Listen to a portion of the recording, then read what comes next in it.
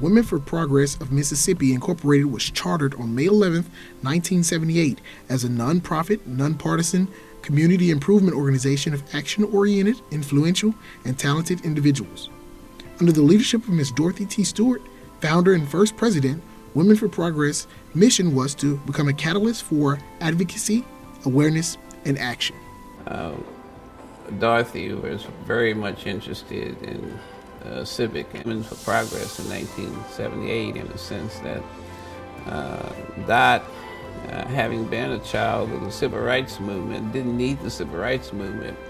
She believed in the rights of women and with what I would call a feminist then, and at a very important time. Most people know that during that period of time, this community was strictly was emerging from what we would call a strictly segregated community, where everything that black folks achieved had to be achieved through the courts. There was just no in-between between the citizen councils and the and other organizations in the state. Blacks and whites couldn't come together even to elect a candidate. And so Dot, having worked with the change of city government, change of redistricting, and all of that individually and collectively with many women of the Women for Progress, had achieved a change in city and county government and state government. But what was needed was something that Dot was able to, with her other cohorts, was able to bring together.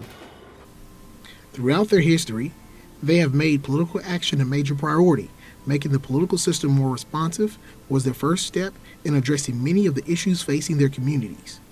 Their early activities focused primarily on increasing the number of minorities in the state legislature as a source of empowerment and access to the seats of power. And we were just coming out of, in a sense, the Civil Rights Act, and we were trying to enforce those Civil Rights Acts. That's one purpose. The second purpose was we were trying to encourage more women to be involved politically, socially, economically, academically. So that was kind of the climate. And the two main purposes of Women for Progress was, again, to form a group of activists, number one, and then number two, to address teen pregnancy. And of course, with the first purpose, in terms of organizing women to be politically active, we sponsored a lot of forums, political forums, nonpartisan political forums. We sponsored gatherings so that political candidates could come to us and ask for their support. So we did a lot of advocacy on a number of issues: education, the political climate. Women for Progress desires to disseminate facts and information that will ensure fair and equitable treatment for all. In 1965, Henry Kirksey filed several lawsuits against the city of Jackson and the state of Mississippi. He challenged the countywide election of state legislators. His lawsuits led to single-member legislative districts in 1979.